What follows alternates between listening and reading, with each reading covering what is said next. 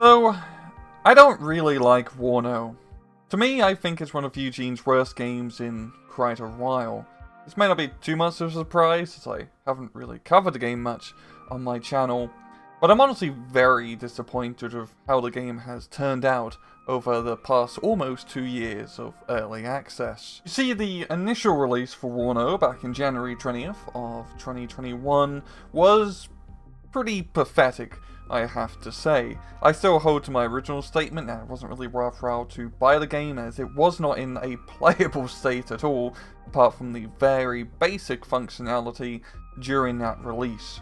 Fortunately for Eugene, it does mean there's a rather low bar for them to overcome to get the game into a better place, and we do have to admit, in the past 2 years or so, they've had added a lot of content to the game. However, the quality of the content, especially in regards to game balance, has been quite questionable, I have to say, as well as the release schedule for getting this content out. Eugene has never been a fast developer, but Warno has definitely shown their fortune being not fast. And frankly, all of these problems I've been having with the game have really been built up over the past 2 years of early access. I've never really bothered talking about it before, as each of them individually can be a bit more minor of an issue, but it has all culminated up to this point where I really dislike what Eugene has done with Warno.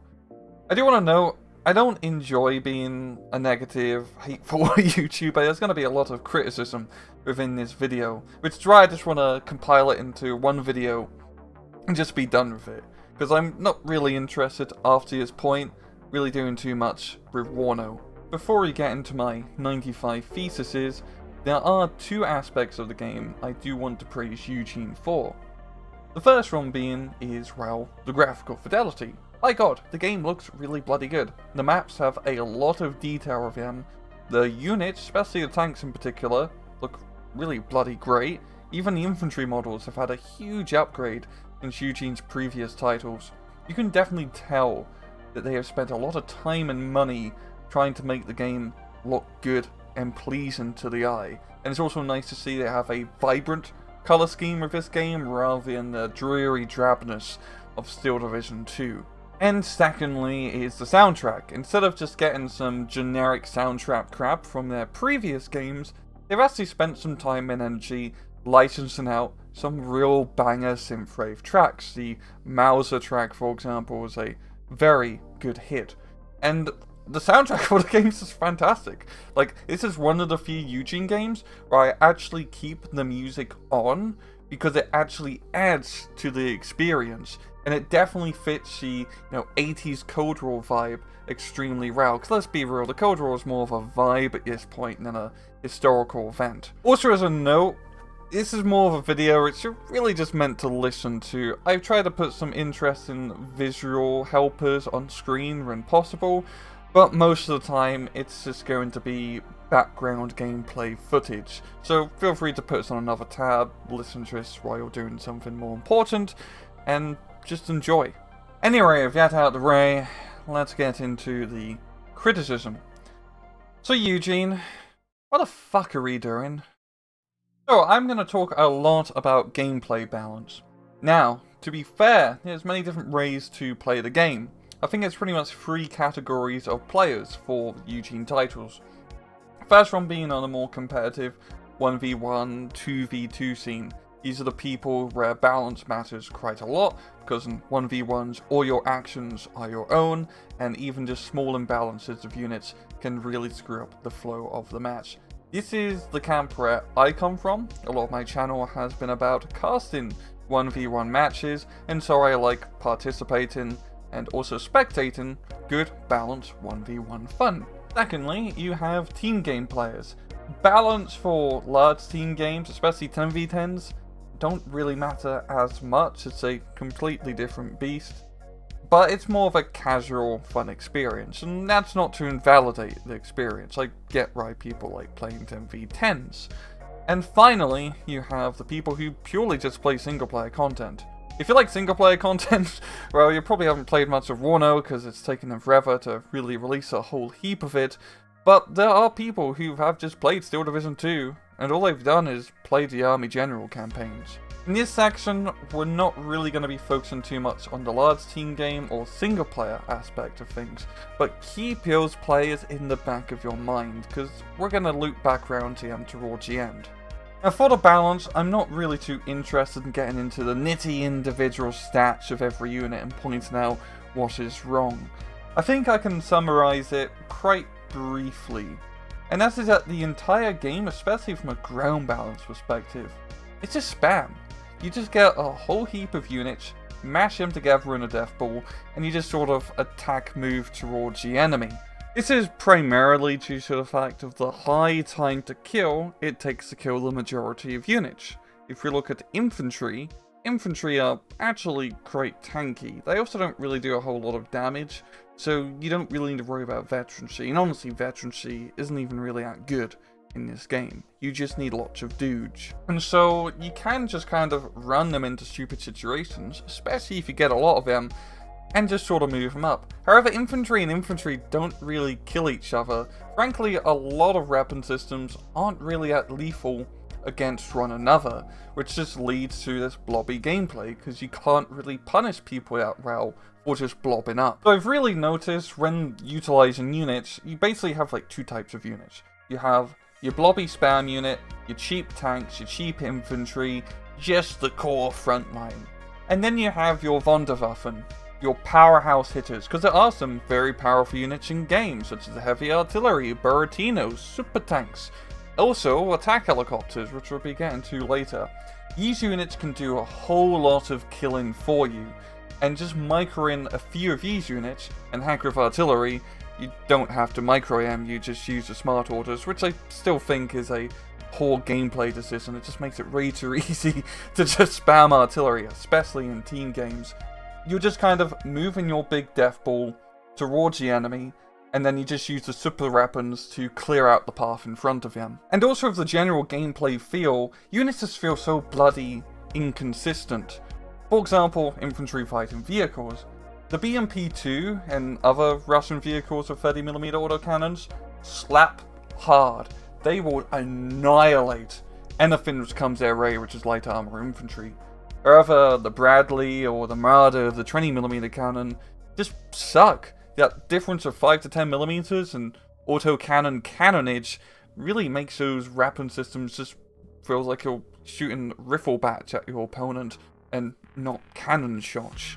I also just found recon not to really be all that useful, because you're all just spamming dudes and using recon by force. The only real recon which is worthwhile are the radar recon of the excellent optics, because they can actually see quite farther away.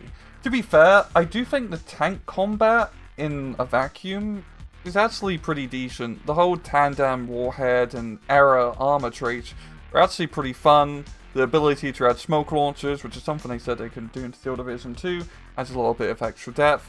And the balance between the NATO tanks and the Warsaw Pact tanks is pretty good, I have to say. The T-72s probably are a little bit too good for the price. However, what really rustled my jimmies is the air balance, because there isn't any.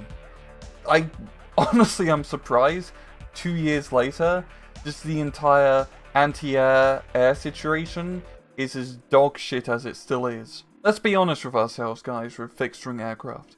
Ever since they've really been implemented in these games with Wargame, Airland Battle, they've always handled pretty shit. It's been very janky, to say the least, with how they operate. I think the most perfect example which summarizes this is the classic situation of you bring in a ground attack aircraft, you shoot your ATGMs at an enemy tank, and you're going to evac. My brother, you have two options.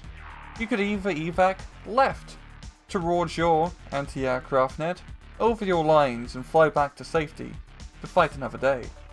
Or you take the right path, which is actually the wrong path, where you fly right over the enemy front line, you get shot at by 10 different Strela missiles, and down you go.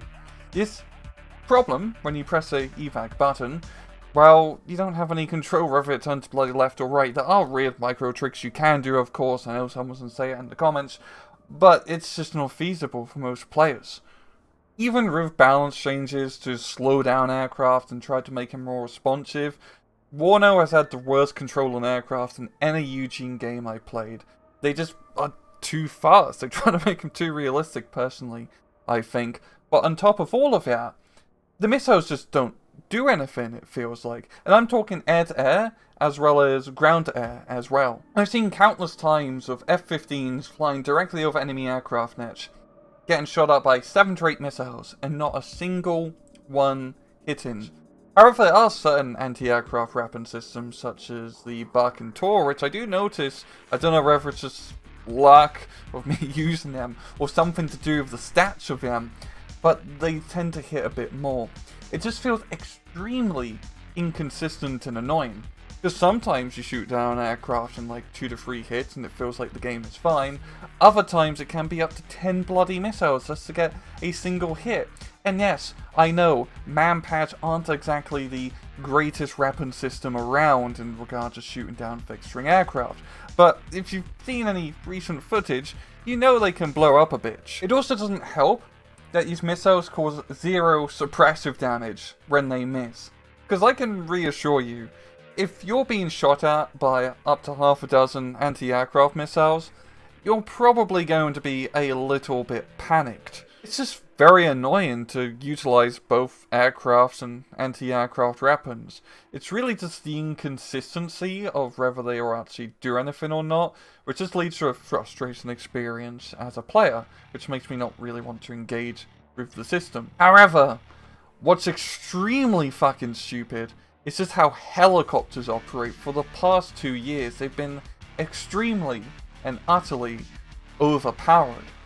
Now, with Warno helicopters compared to Wargame helicopters, they are more responsive, which is a great thing. They actually feel like lethal flying death machines, which is what an attack helicopter is. They're also very mobile because it's a helicopter, it can fly around the battlefield. But compared to Wargame, Warno helicopters are extremely survivable. The best example I can give this is the short I released last year, that OSHA AKM failing to shoot down an Apache attack helicopter. If you're saying that, oh, it had ECM ratings or it should have been fine, you're wrong. You're wrong from a historical perspective, because, well, just look at footage from modern day conflicts, and also from a gameplay perspective, because if a 135 point anti-aircraft piece, which is meant to shoot down aircraft, can't shoot down aircraft, then what's the point of even getting the fucking anti-aircraft piece?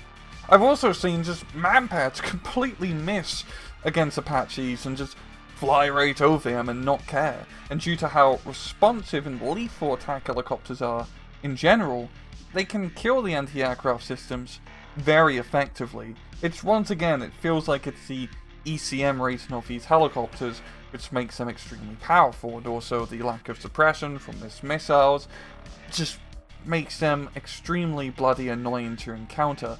Helicopters are one of the most overpowered units in Warno for the past 2 years. I have seen countless times when people are losing a match, they will just mass up a bunch of helicopters, you could say a tactical outplay, and just blow up the entire front line with rockets and ATGMs. And all of this is extremely disappointing to see, because Eugene Systems has a very good basis to work off, and that is Wargame. The Wargame aircraft economy worked really well. Helicopters in Wargame were very powerful, were very mobile, but very vulnerable. You'd have to operate them how you would in real life, kind of like as a firefighting force. If you're very aggressive with attack helicopters, you're going to get blacked out the sky because they're very vulnerable to missiles. But helicopters were extremely good at blocking enemy attacks when they overextend. They are a punishing tool, a firefighting force for dealing with enemies who are just bouncing through your front line. And same with the anti-aircraft systems against fixed-wing aircraft. You could buy 2 or 3 mid to high-end anti-aircraft weapons, cover a decent portion of the map, and be able to actually shoot down bombers and deter them from actually getting their payload onto your troops. It feels like we've not just taken 1, but a dozen steps backwards in regards to how this whole anti-aircraft economy plays out. It's just not fun in Warno, it's not balanced at all, and worst of all, it's just extremely inconsistent. I don't know whether I'm buying an anti-aircraft piece is going to be able to do its job of being an anti-aircraft piece. Now, I want to take some time here and discuss historical accuracy. I initially intended this to be an entire large section of the video, but let's be real, I don't think most of you guys really care too much about the historical accuracy or inaccuracy in the game. And honestly, that's probably a good thing. It's really not that important. However, it's very important to Eugen Systems. Really, ever since Steel Division, they have put a lot of effort in trying to make their games as historically accurate as possible, and they will go back through and rebalance their games purely on historical accuracy bases. Warno is a World War III game set in 1989. Thankfully for us, World War III didn't actually happen, and this is in a sense an alternative history game.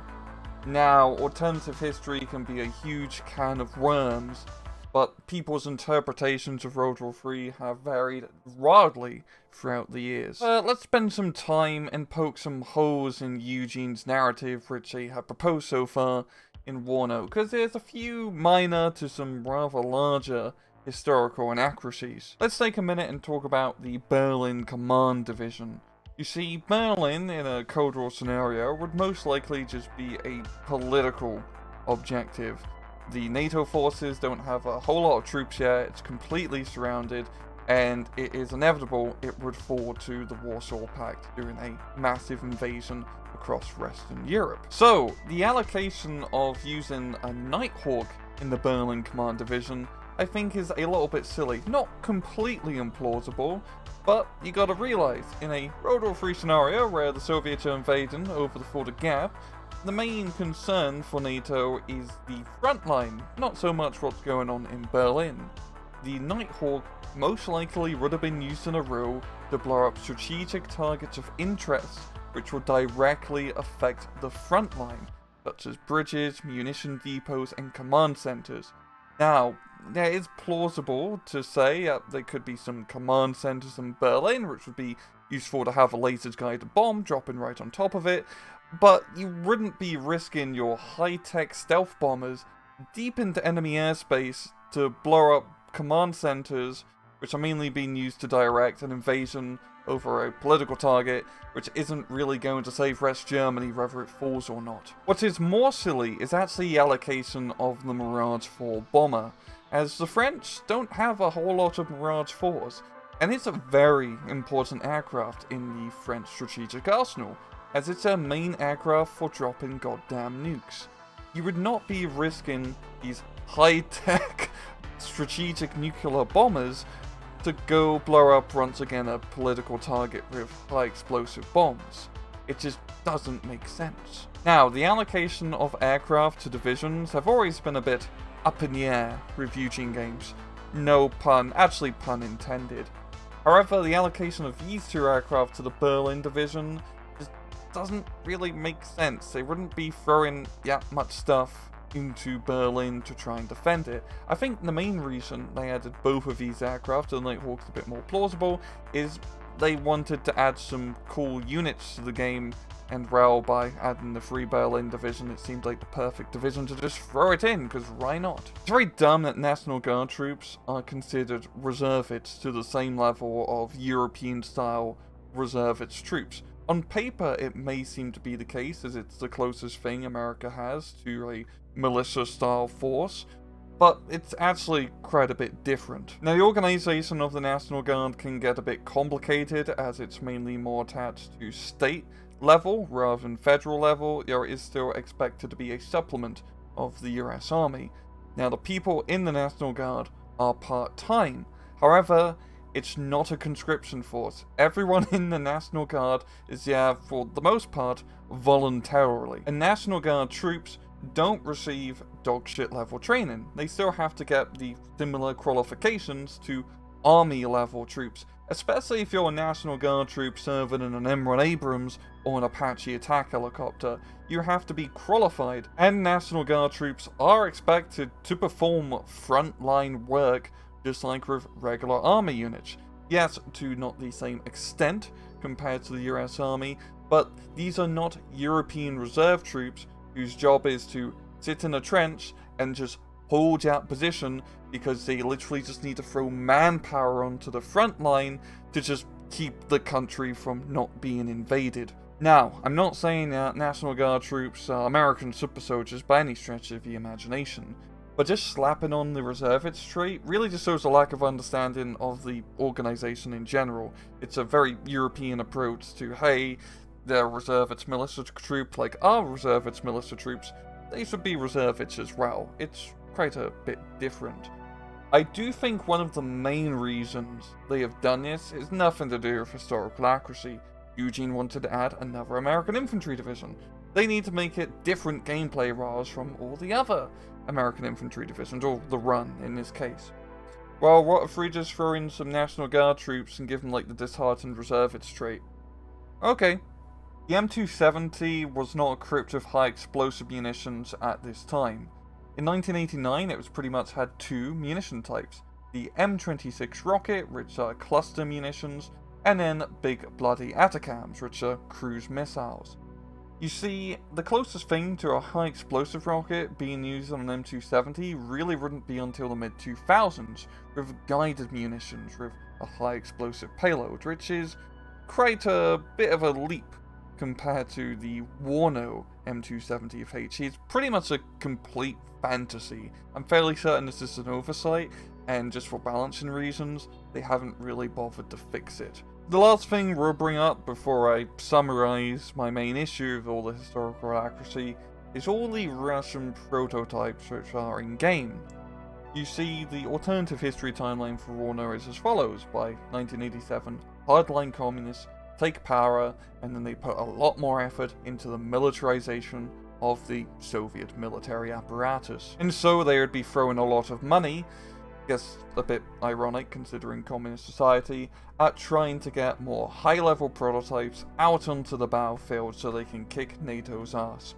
However, the timeline difference between our timeline and their timeline for getting these prototypes out is quite a gap here, such as the Su-25T, 1998, the Concourse M, 1991, the Ka-50, 1995. Now, a lot of these prototypes were delayed mainly due to the fact of the fall of the Soviet Union in the 90s, and so that kind of slowed down military production quite a bit. But I don't think that's really a good enough excuse. You see, just throwing money to get prototypes out into the battlefield doesn't work. There's a pretty long process into testing and making sure that this equipment you're going to be throwing into combat is going to actually work. Especially when it's aircraft, such as the Ka-50 or Su-25T prototypes. You can't just rush that shit into production.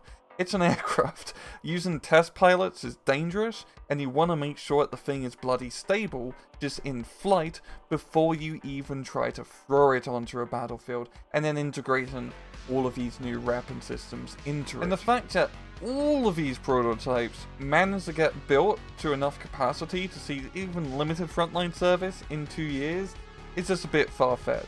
I think the main thinking going on with Eugene here is that they want to add these cool prototypes because they're cool units, and they need to find some flimsy excuse to throw them into the game. They attach them to some high-tech division, say, oh yeah, in 2 years they managed to get through all the prototype stuff, and hey, it's in-game now, doesn't it look cool? Most egregious of all of these, however, is the MiG-31M. And honestly, it's not so much the aircraft itself. The MiG-31M, compared to the baseline models, main difference was it was just an upgrade package to make it more modern. However, it's the missile. They gave it the R-37 missile. This was in prototype testing, and they did do a test launch in our timeline in '89. However, it wasn't until 2019 when it actually entered service in the Russian military. And if we're talking about it from a realistic standpoint, the MiG-31 shouldn't even be in the game. And let me explain, because yes, it was in Wargame. You see, the MiG-31 is quite a special aircraft. Its main job is to fly very high up in the sky, very fast, and intercept strategic bombers, such as B-52s or SR-71s, so it's a reconnaissance plane, not a bomber. it would be nowhere near a ground level engagement being used to intercept F4 Phantoms. Look, there's a point to all of this. I'm not just being nitpicky here for the sake of nitpickiness. Eugen really does spend a lot of time trying to make their games realistic. I mean, just look at the Warner store page, it says it right, yeah, they go back and rebalance their games, and they make a big deal about not adding certain things to their games for historical realism. However, they will completely drop the ball and ignore core aspects which are historically inaccurate and leave them in the game just because. Frankly, the games are as historically accurate as Eugen wants them to be. Which is fine. Honestly, that's not a bad thing. But they spend so much time and effort making it realistic, I think they forget on how to actually make it fun. As you see, in the end of the day, it's a fucking video game. And most of you guys watching probably don't care about these little nitpicks. So why is Eugen spending so much time trying to make a game historically accurate? And it's a World War III Cold War game. It's going to be very hard to make historically accurate compared to a World War II game, because World War III, frankly, didn't happen, and thank God for that. Look, if you are going to make a realistic World War III game, you have to keep it pretty grounded in our reality. Regiment is a fantastic example of this. It has a pretty believable narrative, which is quite interesting. There's really no fancy prototypes in that game. Everything is pretty grounded with our reality, and it also does a very good job with its narrative of actually explaining what's going on to cause this World War III scenario. However, Eugen wants to have their cake and eat it too, because they also want to add cool prototype units into the game and expand the realm of historical accuracy, because they're selling you a product and they're going to be selling you DLCs. To make the DLCs interesting, they're going to stretch out what they consider historically accurate to add cool shit into the game, which you're all going to eat up, because the cool shit is cool. And this isn't anything new. They did it with the Steel Division series. They've done it with the War Games series. There's going to be DLC power creep just by inherent nature of the business, which is going to break a historical accuracy which I spent so much time trying to be historically accurate about. Eugen, from the bottom of my heart, fuck historical accuracy. No one cares apart from you guys and a few of your players in the player base. Most people just want a fun game. Just worry about making a fun game first. Most World War III media is inherently trash and historically inaccurate. Honestly, World War III as a concept is pretty ridiculous to begin with, because it most likely means the entire end of the world. Look, one of the greatest Cold War games ever made is World in Conflict. That game is completely ridiculous in its scenario. However, no one cares. It's a fun game, it makes you feel like an army general commander, and you have a really cool narrative and campaign story. It's a real goddamn vibe.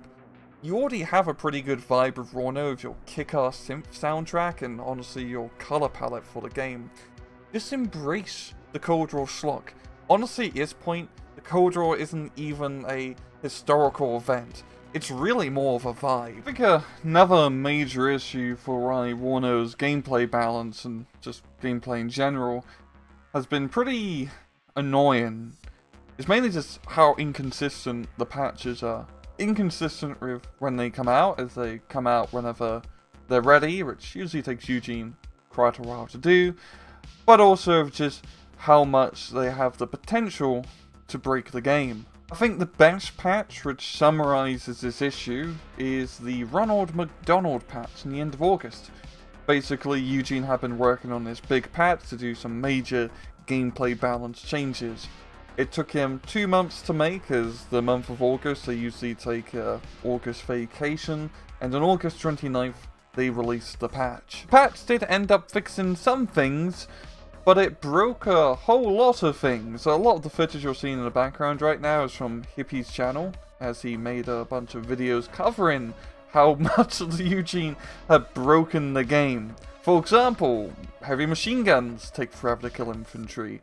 Autocannons became completely useless. Satchel charges would always damage infantry which threw them, and most importantly, they actually broke the tutorial.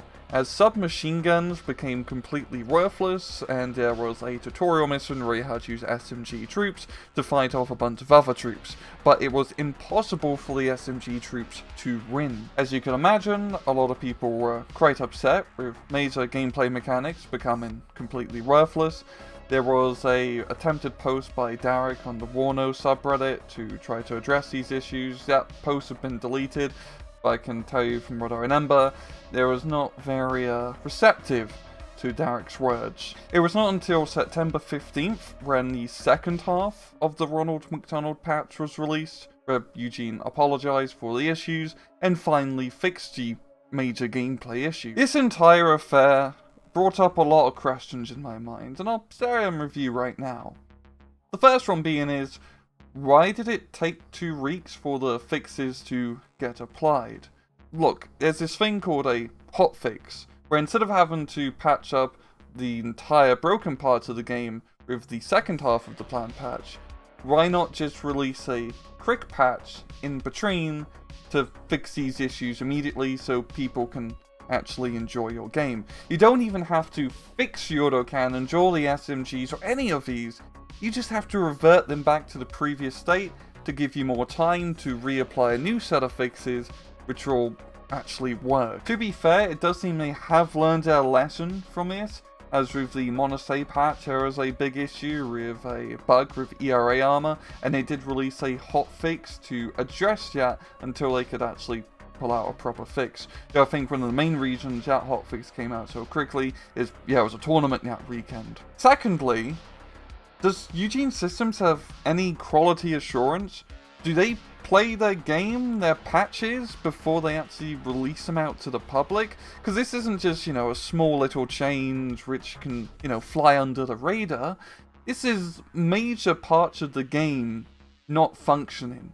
I think if you were to load up a test version before you release it to public and be, my machine gun isn't really doing any damage, or wow, my BMP2 is completely crap, you would think you'd catch it beforehand, have someone test it out before releasing it to everybody on Steam. It's just... honestly, I don't really have any other words. And this is just one example of, poor patches from Eugen Systems. Now, I understand the argument that, the game's in early access, it's going to be unstable. And rightfully so, that is the point of early access, is to test things out. But you are allowed to quickly break things, but you also gotta quickly fix them as well. You can't leave the game in an unplayable state for over 2 weeks. I also want to spend some time here talking about divisions. I was originally going to put this in the historical accuracy section, but I think it deserves a section of their own.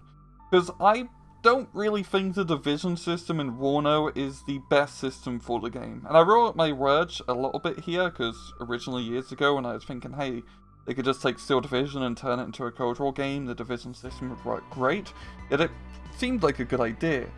But in practice and after seeing other games, I think there's some major issues with the division system. Albeit, I don't think it's the worst system in the world, it does work.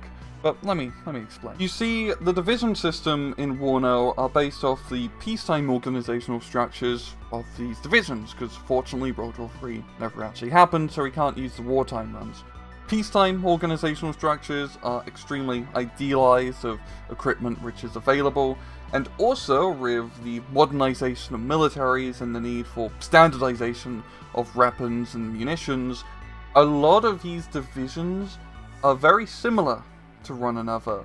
Most American infantry divisions are gonna have the same organizational structure. Most East German tank divisions are gonna have the same organizational structure, etc, etc. This leads to Eugen Systems not having as much creative freedom in adding new divisions, because there's not a whole lot of differences they can do to differentiate divisions from one to another. And you're already starting to see this issue crop up already, as you may notice some of the latest divisions in game aren't even divisions. They are regiments and brigades, which have been upscaled with some pre-selected support equipment to make it divisional level. you're probably going to start seeing more of this in the future, as Eugen Systems only has so much they can work with within the boundaries of the historical accuracy they want to set. And the copying and pasting over the Steel Division 2 division system into Wano, especially in hindsight, was not a good idea, because I don't think they realized what made the division system so good in Steel Division.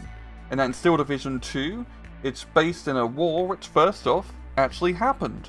And the time period of it is it's been going on for almost 5 years. During that 5 years of war, there's been a huge amount of technological and organizational changes. A lot of nations have been pushed to the limit, especially Nazi Germany, with just the manpower and equipment shortages, and everyone's just kind of tired and thrown together these new ideas to see what will actually stick. This leads to really fun gameplay, as the best divisions in Steel Division 2, from a gameplay perspective, are the ghetto divisions. The German reserve divisions with just a bunch of crap thrown together, and you have to make it work. It makes for really fun challenges in game of having to play a division, for example, with not much anti-air, or having to play a division with loads of infantry, but not a whole lot of tanks. It also helps that these divisions in Steel Division 2 actually saw combat and have prestige and honor, and people know about them from the historical record. While in Wano, all these divisions aren't really as interesting because they never actually did anything. They were just organized. The only ones which are interesting are ones which already have historical precedence, usually from the Second World War. Going back to regiments, I think that game did a much better job of showcasing Cold War organizational structures while still maintaining its interest. As in regiments, you're not playing a division, you're playing a regiment. And there's usually a little bit more creative differences between regiments and divisions. There's a bit more nuance here. And in regiments, as you play a match and skirmish, every 5-10 minutes or so, you can unlock a new task force. And these task forces complement your rather small regiment. This leads to really fun gameplay first up, because then you have this play-counterplay aspect of, oh, I notice my opponent is bringing up lots of tanks. I need some anti-tank units to come in the next task force. Oh, my opponent's got a lot of helicopters, time to bring in the anti-aircraft guns. And this does a much better job of simulating what the Cold War actually would have been like if it did go hot in Western Germany, as with the modernization and communication improvements of all these militaries. A huge aspect of both NATO and the Warsaw Pact doctrine was the fast and quick maneuver of small units to critical points in the front line. Just look at Soviet deep battle strategy, for example. Once again, the division system in Wano isn't the worst thing in the world, but it would have been nice to see him attempt something different, like how they transitioned from Wargame to Steel Division 44, they attempted a brand new deck building system, which did a very good job to cover the time period. It would have been cool to see him try something different with Wano, rather than just copy and paste in the Steel Division division system, without really understanding, I think, of what made it work. Here's an example of another deck building idea. Let's say for NATO, you have 3 regiments or brigades, which you pick. The 3 of these you pick are massed together into one deck. So you could have a French paratroop regiment, an English tank brigade, and then an American infantry regiment, and that would make up your deck. It would give them a lot more creative freedom, as the smaller scale allows you to play around a little bit with unit structures, and it would have done a better job of showcasing just, the impressiveness of how these nations managed to coordinate together in a modern battlefield, rather than just all having to be segmented by their different countries. However, all of these unit changes, historical accuracy, improving the gameplay balance, isn't really gonna matter unless Eugen can actually improve their map design, as most of the maps in Wano are really god-awful. There's a common theme with all these Wano maps, being that there's just choke points. There's always a choke point which you have to fight over, leading to boring, slow, grindy gameplay. And this grindy gameplay sucks. It's not fun, it doesn't highlight skill level of players, it's just about how much crap you can throw into the choke point to overwhelm your opponent. This really plays into just how spammy the game is, because the only way to break through and win is just to spam through a narrow frontage. And it is a shame to see, because frankly, what makes most RTS games fun, enjoyable, and really force the player to think is maneuver warfare.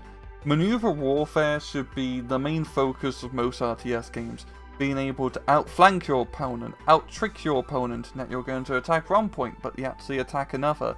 Being able to utilize the modern military equipment and just how bloody fast armies can maneuver around now on the map. In Warno, you're basically playing the game like a World War I simulator with mass charges across an open front backed up by a bunch of heavy artillery guns. And heck, you know what? This may just be historically accurate to how a real World War III situation would have went down, especially in certain areas in Western Germany. But I don't really care, because it's fucking boring to play. It also doesn't help that the game mode doesn't encourage any actual fun maneuver warfare.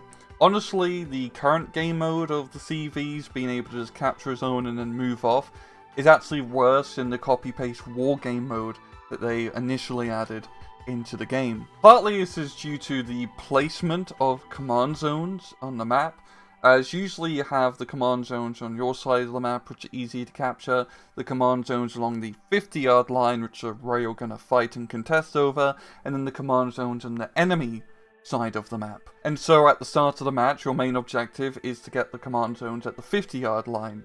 If you can secure and hold them, you're going to do pretty good, because you're going to get that slow, nice +1 point advantage. But let's say you want to take it a bit further and try to win the match quicker and attack the enemy zones. Well, first up, most of them are really deep into enemy lines. You're just going to overextend yourself way too much, where it's going to be practically impossible for you to capture your zones. There's no point to attack any further. You have the geographical area of the map, which allows you to win the match. The enemy zones are way too deep, you're just going to kill yourself, and all you need is to buy one CV to capture all of your zones, and you're going to be getting those points very easily. On top of that, both you and your opponent have the exact same income. You're on the defense. In most wars, being on the defense is a huge advantage. So all you have to do is capture that 50-yard line, hold it, and then just defend. It's a choke point, so it's pretty easy to defend. Just bring up some heavy artillery, some infantry to hold array, you just spam stuff in there, and you are good to go. And usually on most maps, there's only 1 or 2 zones which you need to capture. It's 2 lanes. It's pretty easy to defend 2 lanes worth of mappage. And with this, with the new CV system, there's practically no comeback mechanic or real incentive to really be aggressive.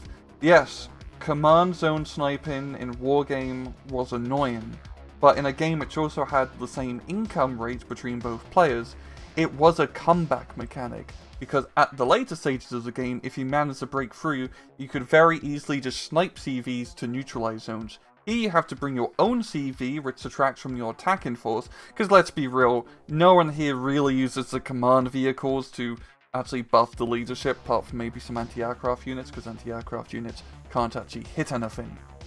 And as a defender, only needing to buy 1 CV to pretty much secure all the points needed to win the match, doesn't mean you have to spend a whole lot of money in real-line, I don't say defensive units, but point scoring units, which are vital to you to win the match, but it gives your opponent, who may have lost that initial engagement, a comeback opportunity, as he can then just spend more points on offensive units to try to break through that front line when you are buying those critical resource points.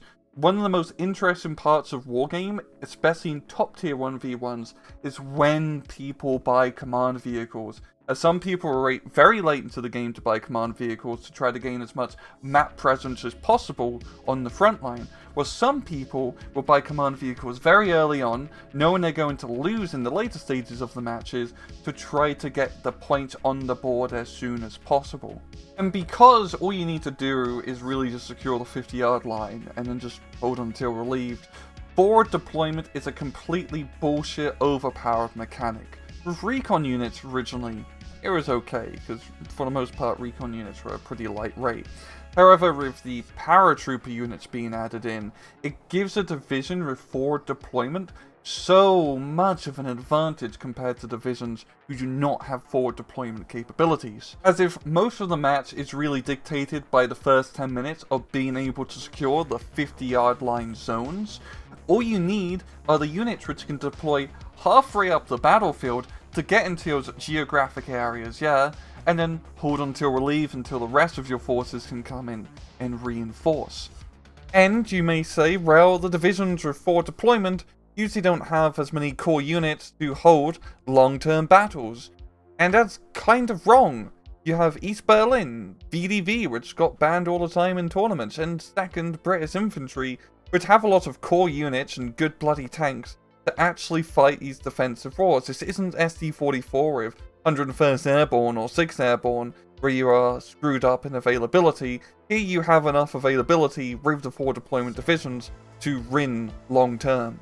And all of this leads to really one efficient way to play Warno. This is how you should be playing the game, guys. Step 1, you pick a division with forward deployment. Step 2, once you get into the match, you want to use as much forward deployment as possible, mainly with your top tier infantry, to get into those 50-yard line zones as soon as possible. Don't worry about going any deeper, just get the 50-yard line. Step 3, you fight on over that 50-yard line. If you're fighting against an opponent without forward deployment, you should have a pretty easy time. If they do, then it's going to be a bit more of a toss-up. And, well, really, you get into your fight. And this can go in one or two ways. If you manage to get that 50-yard line early, well, just defend. Don't attack anymore. Don't think about really trying to push your opponent out of any other points. Just get that nice +1, +2 point advantage. And just wait for yourself to win the match. You have the defensive advantage. You both have the same income. You're going to be fine. However, let's say you lose the 50-yard line and cannot get a foothold in there. I'd say after 15, maybe 20 minutes, you might as well just surrender if you haven't been able to get to that point yet. Because usually you would have traded so inefficiently, yet you're just not going to get back into the point. And that's it. That's all you need to do to play Warno. It's really just that simple. You get the 50-yard line, and you just bloody hold. I have played matches where I have essentially run it in 10 minutes, because I've traded so efficiently, I got the 50-yard line. However, I have to play it for another 20, maybe even 30 minutes sometimes, because I'm just slowly getting that plus run, and even though my opponent has traded so inefficiently, they just don't surrender out of the match, and it just leads to really boring gameplay. I cannot really punish him any further, because all of his other zones are really in his deployment zone, and I'm just gonna get screwed trying to push up here. I may be a decent player, but I'm not that bloody good. To prove my point, I want to pick some of the worst maps which are currently in the 1v1 ranked pool for Warno. So let's take a look at him. Right, so first off we have 2 Lakes Duelists. This is an improvement over the regular 2 Lakes. The Duelist set of maps are meant to be more competitive by making smaller command zones, which I don't think is a bad idea. Pretty much on the right hand side for the blue player, you can easily capture Lima and Papa. On the left hand side for the supposed red player, you can capture X-Ray and Alpha. And then so Zulu and Oscar are the 50-yard zones on this map. And really Oscar's meant to be a bit easier to capture for blue, and then Zulu for red. What really happens here is that the red hand player can easily capture Zulu, and capturing Oscar is honestly not that hard for him. The road to get here is pretty fast. And for the blue player, getting into Oscar is his easiest point, and then Zulu is practically impossible. It's a very easily defended front line, and you can't really do too much about it. You also might notice this map is literally just cut in half. You have lane number 1 and lane number 2. There's no real room to maneuver with 2 lakes, just the geography of the map, of there just being massive bodies of water on the flank, really just makes this a very narrow frontage of just you smashing into each other in what is essentially a big choke point. I'm still surprised, even with the revision to this map of the Duelist version, there's nothing going on in the center.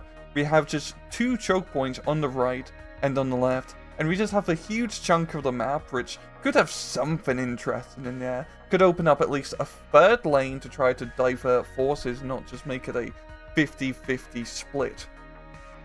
So here we have is Chemical. This is technically a 2v2 map, but Eugene's suggestion that is utterly ridiculous. It's pretty simple. Basically, the player on the left-hand side can easily get Echo and Delta. The player on the right can easily get Bravo and Alpha. And so Charlie is the contested point, the 50-yard zone. How this map really works is it's split up into 2, as per usual of most Eugene maps. You got the bottom half here, and you may think it might be easy to attack from Bravo into Delta and vice versa. I mean, it's not too difficult to sneak in little CVs here and there, but once again, with the CV mechanic of the front line, it's pretty easy to know where it is and counter battery it. And it's just too costly, I've noticed, in most matches, especially if you try to push heavy early on down here. You're just going to lose. You really need to divert all forces into Charlie and capturing it. Because it is the one zone which is the contested zone. And it is already on a small island choke point, so it's just going to lead to grindy, boring gameplay. And if both players realize that this is the area you need to attack over, all the forces of all armies is going to be here. Which is a shame, because this is a pretty cool map in terms of geography, or at least this area of the map of fighting over a chemical plant. You can use infantry and tanks somewhat effectively. But the fact there's only one zone here is ridiculous. I'm surprised they haven't tried to make a duelist version of this map, at least, having a bunch of other smaller zones, so it's a bit more of a gradual progress, rather than just, oh, you're gonna have one big zone, if you lose it, you basically lose the match. And of course we need to take a look at Death Row, because this was the first map added into Wano. And I'm really surprised they made Death Row the first map, considering that Death Row was back in Wargame Red Dragon, and that was the meme map. That was the one-lane, grind-fighting map. And so they decided to recreate here. I think this really speaks volumes to Eugene's map design. Anyway, once again, it's quite simple. The player on the left can easily capture Bravo and Charlie, player on the right can easily capture Echo and Delta. And so the entirety of the match is fighting over big, bloody Alpha. And once again, we can cut the map in 2. Yo, the lane is a little bit lopsided, as the lane up top is pretty narrow and the lane down south is pretty big. Usually, trying to circumvent the Alpha push and trying to push either into Charlie and Echo is difficult. It is a very narrow frontage. There's not a whole lot of cover. Yes, you can kind of do some maneuvers around the forest, but it takes way too long. And if your opponent has good defenses set up on the northern side of Alpha, there's no way in hell you're making a push happen here. So you're going to divert all resources down into Alpha. And geographically, it's an interesting position. You got fun defenses between open fields, you got some more infantry areas, but it is a bit more of an open zone. However, Alpha is just one big, long, boring grind fight, because it's just one zone. It is very hard to completely evict players out of Alpha, because there's so much CV area you have to capture, and there's so many areas for you to hide CVs. So the entirety of matches on Death Row is just about fighting over this bloody hill. And how it goes is you push your opponent off the hill and then set the defense on the edge. You've run. You've run the match. It's very hard to lose. Past that point, it is such a huge geographic advantage here, but it's the only way to win the match. I do want to point out one map I do actually like in the game, and yeah, it's 2 rays. And the way it's good is that there's not 2 rays to attack on the map. There's 3. There's 3 distinct locations or lanes for you to attack over, which is quite nice. It's a rather big map, has a decent amount of frontage, and also has a nice varied amount of terrain. Kind of like how Eugene was obsessed with using rivers and bridges in their previous games, especially SD2. They're a little bit more obsessed with this game with mountains and vertical topography. You can't really fight too much in the mountains because there are bloody forests on them. But anyway, they do look impressive when you do zoom in. This is a pretty decent map. It has a nice variety of cover, pretty much you have a big town for easy defense for the right side, big town for easy defense on the left side, and then smaller areas on parallel or diagonal sides, I should say. And then the one big contested zone here is Charlie. And Charlie is not most fun zone to attack over, but it's pretty fair. Both sides have a mountain they can take advantage of. You can kind of do some infantry maneuvers, you can use some tanks, so it's a little bit more dangerous. And along the flanks of the map is actually very well populated with cover. There's enough cover to do, tank maneuvers, but also just enough to place an infantry and ATGM teams. Actually makes recon fairly worthwhile. It's a shame that there's not more maps like 2 Rays here, because this is pretty damn good. I also want to bring up Regiments once again, because their game mode is bloody fantastic. I think it's quite revolutionary and simple. Basically, it's similar to the wargame approach of having a bunch of command zones, so any unit can capture these command zones. However, these command zones are dynamic. Roughly 7 minutes or so into the match, the command zones will move from one area of the map to another area of the map. You get a rough idea in which part of the map they're going to be in. This is awesome from a strategic standpoint, because it really brings a lot of depth into options you have as a player, whether you're winning or losing. For example, let's say you lose in the opening engagement of the match. That's not a huge deal. You're going to suck in this first part of the match, but you have an option of either A, trying to continue pushing in the area you lost in, or B, you could try to set yourself up in the new set of zones which are going to be deployed in the next couple minutes to try to get an advantage here beforehand. And also for the opponent who is winning, they have to make that same choice as well. Do they keep trying to push and gain the advantage now, or do they pull back some forces to try to set up for a next second phase? It adds a lot of dynamic decisions you, the player, has to make, compared to Eugen Systems' slow, boring, static commands. I really can't stress this enough, that the maps being, for the most part, bad, and the game mode being boring, unoriginal, and also bad, hurts the game tremendously, as it doesn't allow you, the player, to really think that smart. You have to kind of think pretty dumb when playing Warno. It's just smash all your cool high-tech units against your enemy's high-tech units, and then hopefully the dude who brought enough tanks actually win. They can spend as much time as they want, wanting to redo the balance, add a new unit trait, all of that, but the map sucking and the game mode sucking is such a huge hindrance, massive bottleneck for them. And this isn't anything new with Eugen. They've always had a difficult time with maps. I mean, they're making such a big deal about them having an urban map, but Broken Arrow already has a bunch of them and they play out really well.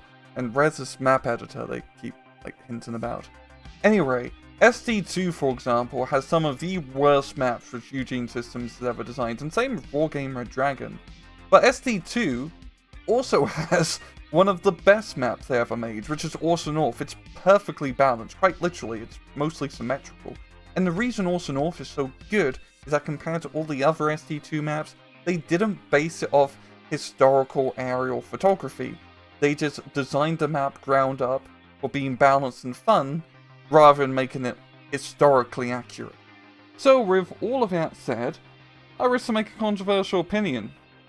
I don't think most Warno top tier players are really that good at the game. Now, before you post your angry comments down below, I do want to clarify, I don't think it's necessarily the player base's fault for this. It's really due to how Eugen has created their game. The skill ceiling for Warno is probably the lowest it has been in the Eugen game in quite a while. As we've just covered, the map design sucks, the game mode sucks, the gameplay itself just sucks because it's spammy.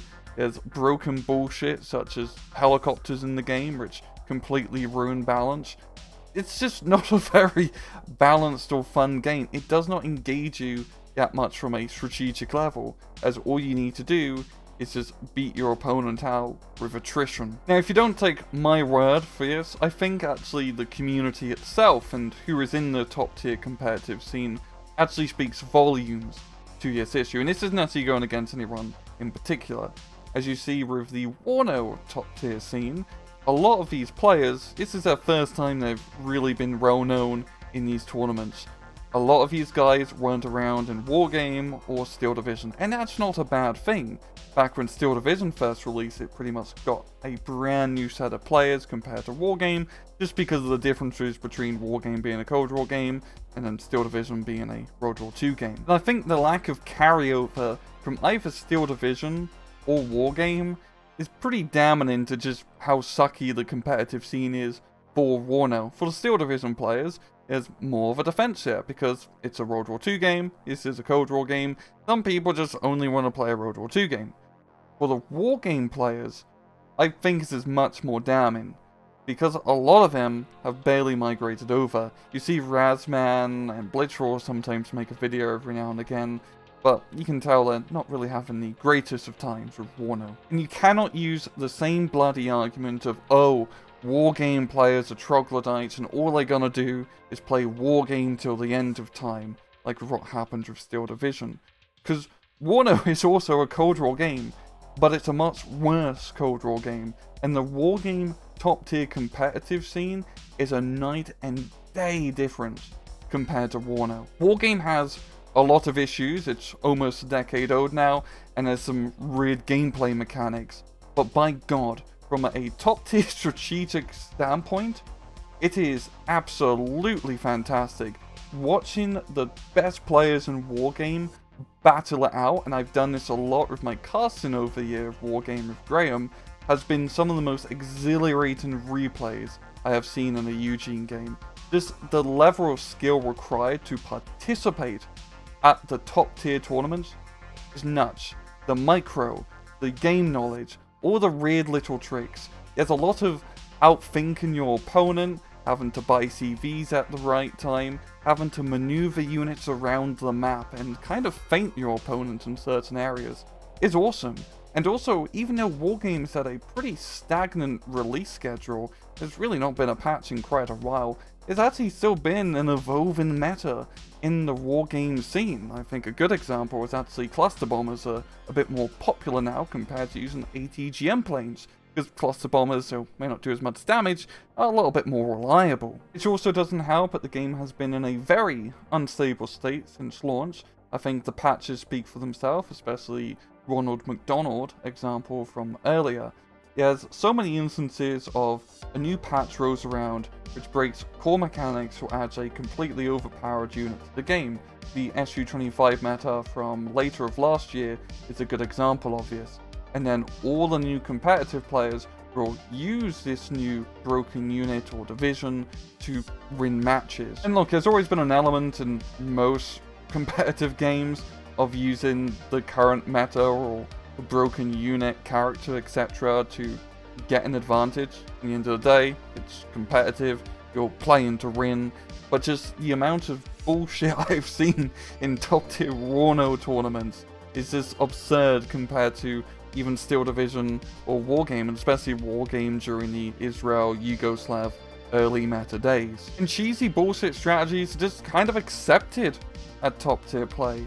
I think the most blatant example of this is most tournaments don't have a helicopter rushing rule. This is a pretty standard thing in Wargame, because it's not so much helicopters are super balanced in Wargame, though they are much better balanced compared to Warno, but just the nature of helicopters requires you to have some sort of limitation against them. And especially with the Warno case, with just how bullshit helicopters are, I'm really surprised there's no anti-helicopter rushing rule. And let me give you an example. Back in October, me and Graham participated in the 2v2 Warriors tournament, partly to get a feel of how the competitive scene was without having to get super try hard in 1v1 tournaments, but also we noticed there wasn't a helicopter rushing rule, and so we decided to just helicopter rush it.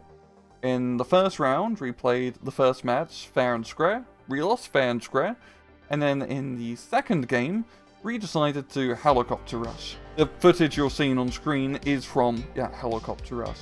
And I have to say, in all my years of playing Eugene games, it was probably one of the most bullshit helicopter rushes I've ever participated in. It was fucking dirty. And for the people we played against, I do apologize for such a bullshit, shitty strategy. It wasn't anything personal, we were doing this to make a point.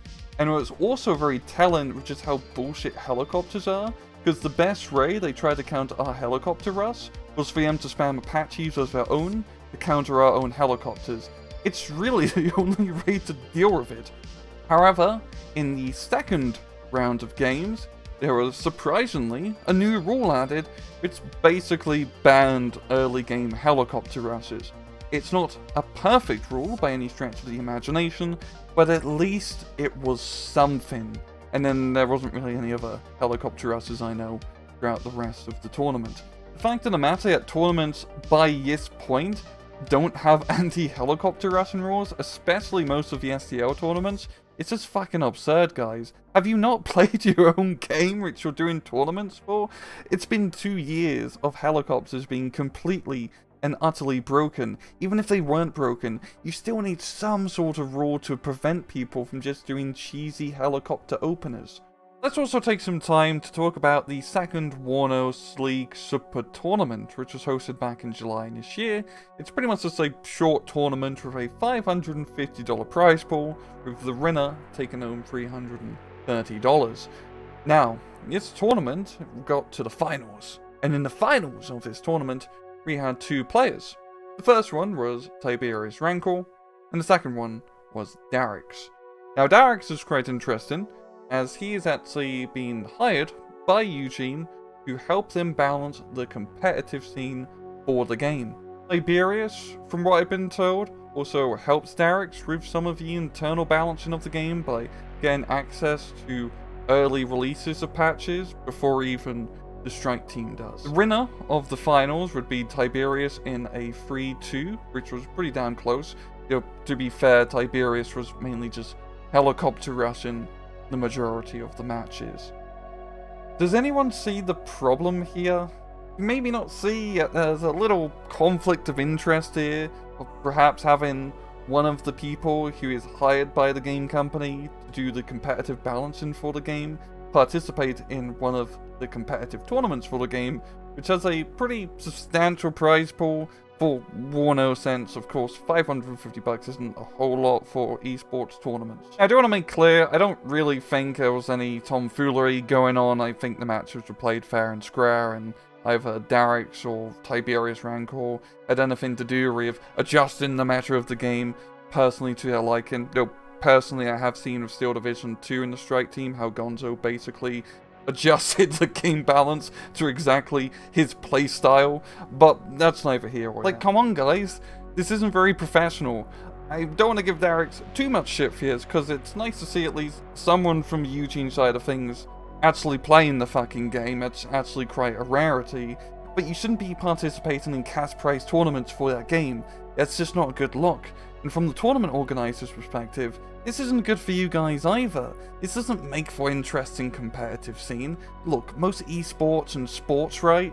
The way you attract viewership is by crafting interesting narratives. And if we're gonna have tournaments where it's just gonna be cheesy helicopter rush and bullshit, that's one thing. That's not exactly entertaining to watch, apart from the Flight of the Valkyrie memes and cool spectacle it is when you zoom in closely.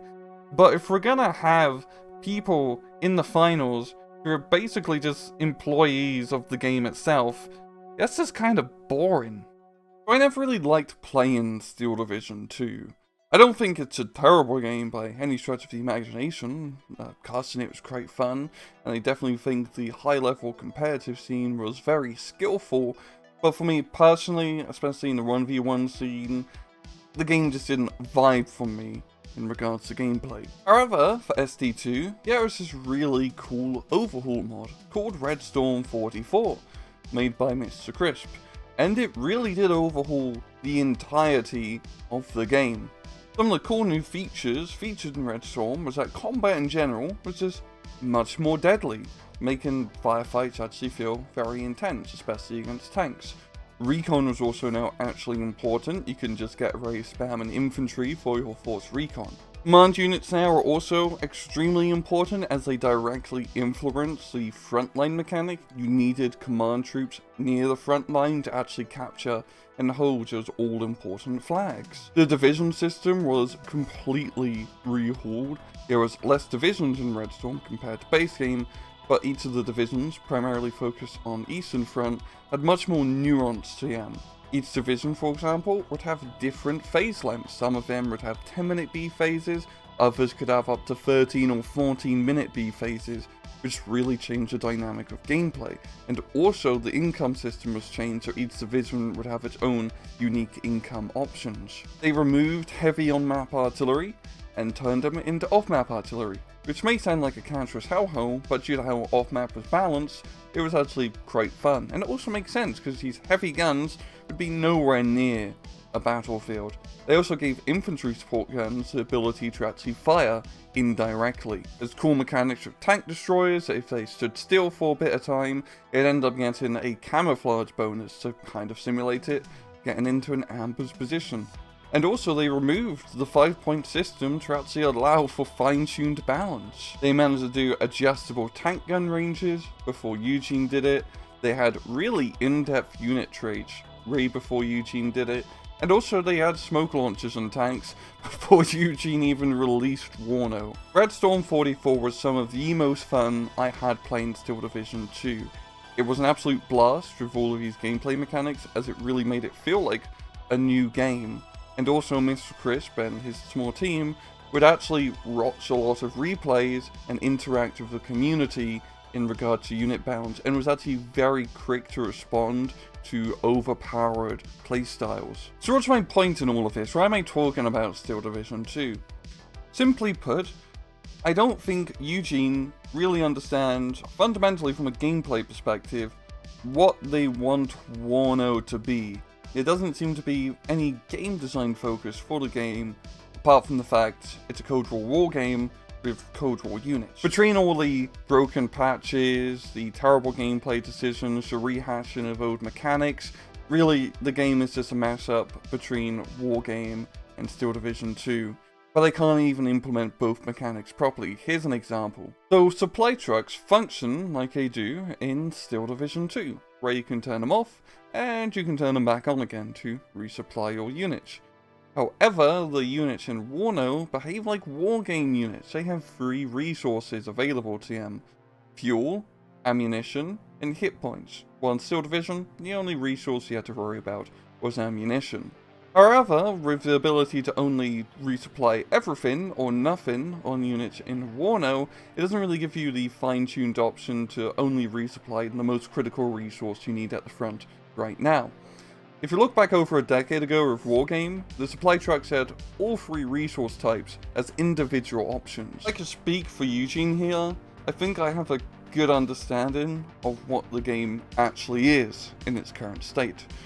Warno currently is a high time to kill spam fest, where your objective is to kind of just buy more units than your opponent, screw veterancy or anything nuanced like that, and you just have to throw them into the meat grinder to overwhelm your opponent's front lines. The majority of matches are really decided in the first 10 to 15 minutes due to the command zone system, the map layout, and also the lack of any interest in the income system. And inadvertently, due to the rapid nature of how patches will completely break fundamental mechanics of the game meta is really revolved around exploiting the most overpowered mechanics and divisions to get that fat W.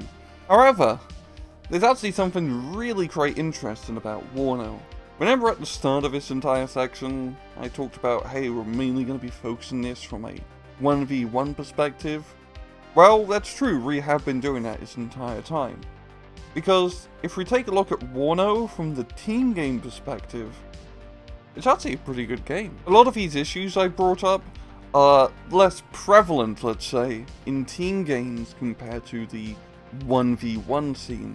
This is primarily due to the fact that with more people on the battlefield, things are just much more chaotic, so individual units and overpowered units matter less. There's also just many more weapon systems on the field in general, so the high time to kill is less of an issue because you just have so many bloody missiles flying around. And this is especially true of aircraft, as with heavy anti-aircraft nets set up in team games, you can actually reliably shoot down helicopters and airplanes, which is quite wild. The maps, for the most part, are a little bit better in the 1v1 maps, so for team games you don't really have a high bar to cross.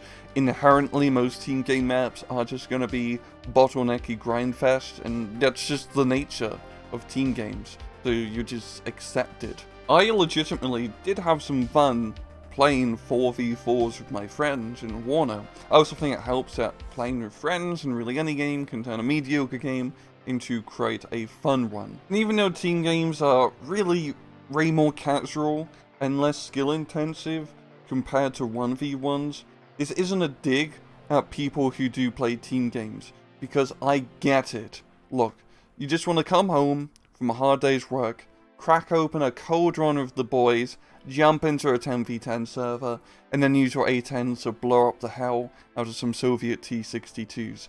And it looks really cool when you do it. It's an absolute spectacle when you play the game in large battles, because there's just so many goddamn explosions. My main critique here is that there's always been tension between the 1v1 scene and the large team game scene in regards to balance. And Eugen in previous titles have actually done a better job in maintaining a somewhat decent balance. In this game, it really feels extremely lopsided with just how much better quality team games are compared to the complete farce 1v1s are. However, to be a bit sympathetic here, Eugen can actually just get away with not balancing the 1v1 scene even that well. Because let's be real, the majority of people playing this game are not playing it for the 1v1 scene. They're playing it primarily for the casual large team games, because they're fun and there's lots of explosions and you get to see all the Cold War units blow each other up. The people I do really feel sorry for, however, are the people really interested in just single player content, because Eugen has very much let them down. I mean, we're almost 2 years into the game, and all we have for single player content is some skirmish matches, some operations, which are honestly not that bad, but there's still no Army General campaign, which is kind of ridiculous. I understand there's bugs and issues with coding the bloody thing, but we're not reinventing the wheel here, Eugen, as much as you'd like to say in your DevBlogs. It's just a similar system to what you've already done in Steel Division 2. Why is it taking so long? Let's take some time now to talk about Eugen's DevBlogs, because between Warner and Steel Division 2, they do put out quite a lot of them. However, their quality can be quite inconsistent. Eugen does do a pretty good job when it comes to talking about the history behind their games, especially the Steel Division 2 divisional devlogs. There's definitely quite a lot of work put in there in the actual research. However, when they have to start talking about the actual game part of the game, that's when the issues start to arise. Frankly, there's just a lot of complaining that game development is hard, yet the community is being mean, yet they're just a small indie studio who takes time for them to build all of these updates and content. They are also constantly asking for forgiveness from the community for why it's taking them so long to actually get content released, while also at the same time spending quite a bit of time talking about when they are going to be taking vacation. Eugen, if I can be brutally honest with you, I don't fucking care. I don't care that game development is hard. You guys are game developers. You are selling a video game. It's your job.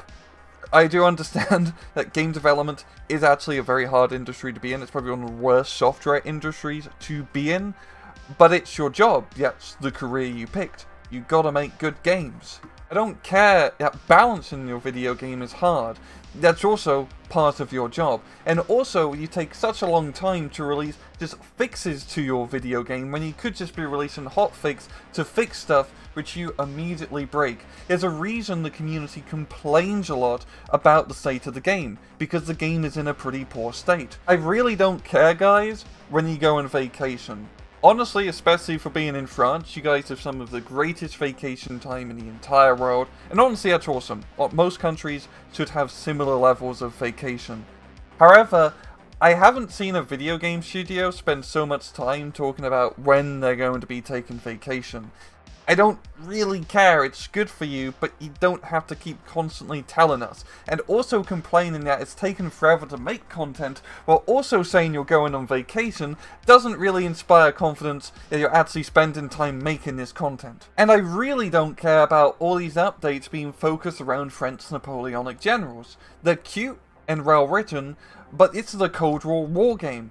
I really don't care about Napoleonic generals in my Cold War game. Most people I know just skip past the Napoleonic part because they just want to get to the actual content you're releasing. I understand that you guys, and especially Mad Matt, want to make a Napoleonic game.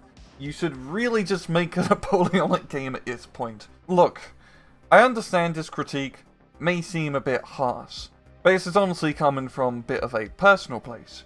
You see, ever since I've grown up and been doing this channel for the past decade, I've went through school and now I have a career job and I have to deal with clients on the daily. If I go to my clients and go, hey, you know, I'm sorry we couldn't get the project done on time, you know, my job's quite hard, you know, we're only just a small team, we can only do so much, like, give us a break, you know, and look, we're gonna be, like, taking vacation for the next week or so it'll be done when it's done, just be patient, please, will you be patient? I wouldn't have a job for very long. And the way Eugene just communicates with their devblogs does not inspire confidence that they know what they're doing.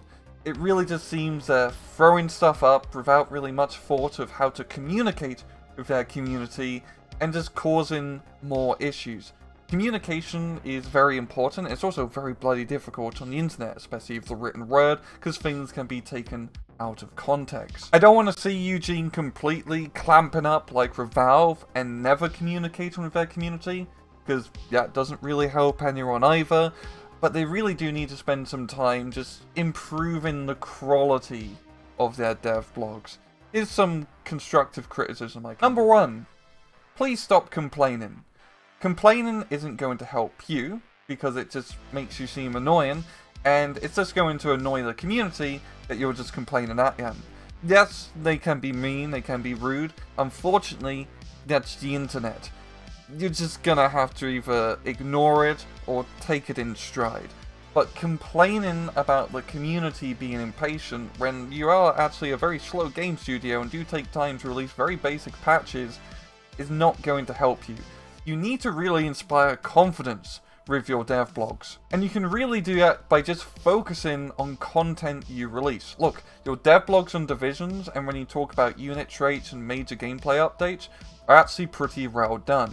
You really just need to keep your devblogs more focused on things which you have implemented into the game which are actually significant, rather than always just trying to beg for forgiveness for why you didn't implement certain features. Number 2, just do less devblogs. Look, you guys set yourself to a really stupid schedule of having to do one devblog week for both Steel Division and Warno. You are a slow game development studio. You frankly don't have that much interesting to talk about most weeks. You've really pigeonholed yourself with having to speak nonsense to fill in the void, rather than only speaking when there's something of value to be added. You really should cut down your devblogs, probably to just 1 per week per game, just to give you more time to actually add significant value to your devblogs. It's really not about the quantity here. I think you're way too focused on the quantity of devblogs for your communication. If you can just focus on having really solid devblogs with cool, awesome features which you are adding to the game, which gives me the consumer value, I'm going to be happy. And thirdly, well, this isn't really anything to do with devblogs, but you guys just gotta be a bit faster with your content releases. Not so much with getting new content out, but especially if you're releasing patches with break stuff, you gotta be more reactive in releasing patches to fix the stuff which you break. I understand it's early access and stuff is going to break all the time, but when you break it, you also gotta fix it. Overall, if you just follow the procedure you did for your first year of devblogs for Warno, I think you'd be in a much better state. That first year of devblogs actually inspired confidence, yet you guys were fixing the broken, buggy mess of a game you released on January 20th, 2022, and actually went and fixed it, because over those first 6 months, you made significant changes to your completely terrible project, and actually made it pretty fun, and you communicated all these changes well. Just communicate value to your consumer. That's it. Anything else is just worthless. Okay, so now I want to take some time and actually talk about the strike team and really the failure of the system. However, Before I talk about the strike team, I gotta bring up one little thing. And that is I was banned from the strike team. It happened back in September of this year. I never really bothered bringing it up because, as you're about to see, not being in the strike team is really not that big of a deal. So why was I banned? Well, it was this Discord conversation I had with Eugen Panges here. Let's break it down. So on July 20th, I got a message from Eugen Panges saying seriously, ? There's a picture of this guy called Rangru on the Warno Steam forum saying, save your money and buy Broken Arrow next month. He then replies, I don't get it, write in our official Steam forum. He doesn't get a response from me. 7 days later, he replies back, still no answer, ? Would think at least I deserve one, ... And then roughly 2 months go by, there's no answer still, ? And then okay. And then roughly a couple hours later, I noticed I was banned from the, well, Eugen Warno strike team. So why did I make that message to begin with on the Steam forum? Well, to be real with you guys, I was completely pissed. I was very drunk at night. I was quite upset with how the state of Warno was going, especially considering how good things managed to go in the first year of development. And I saw this message thread of a bunch of people saying the exact same thing. So I thought it'd be really funny to just jump on in. I completely forgot about it the next day and just went on with my life. Why I didn't reply to Panges in the first place, well, the first time I didn't reply was when I got his message. I was actually in the Calgary airport about to go into my connecting flight onto a vacation I've been booking for quite a while now. And I didn't really care too much about any of his YouTube Warno stuff. And so I saw the message, disregarded it, and just went on to my vacation. And then by the time I got back, I completely forgot about the entire thing until, well, the next day, I get a message from Panges. So why didn't I reply to the second message? Well, quite simply, I thought it was really funny. You see, I don't really have a personal relationship with anyone at Eugen Systems. I don't really talk to them, we're not really friends. Yes, I've been doing this for a long time covering their games, but there's not really much of a relationship apart from me getting free DLCs from them. So getting this kind of condescending message of still no answer, I just thought was really funny. This is the type of shit you get from an ex-girlfriend who's still really into you. And I didn't really want to have an argument with one of the developers from Eugen, and I thought it'd just be funny not to respond. And then months later, he's still messaging me about this one post I made on the Steam forums, and then I got banned. Okay, to be fair, this isn't the brightest moment that I have conducted myself in. I will admit, yeah, I'm not perfect in this scenario. However, I do want to bring up some points in my defense. Point 1. I was given zero warning about myself getting banned. This is the only message log I got.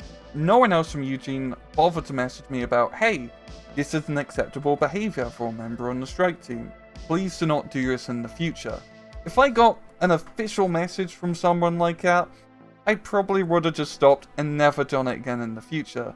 I may dislike Warno. That post wasn't exactly the most acceptable thing for me to do, especially I get it as a content creator. But if you're not even going to give me an official reprimand or warning or something more professional, then I'm not going to reply. Point 2. Look, my behavior may not have been the best in this situation, but frankly I think Eugen Panges is much worse, and I'm holding him to a higher standard. I'm a stupid YouTube creator who does his side content for fun. Eugen Panges is messaging me on his official employee Discord account and just giving me his passive-aggressive bullshit. Point number 3, and this really is kind of more behind the scenes. I have seen people and drama in the strike team say much worse things about people and even about the game, and they got no reprimand whatsoever.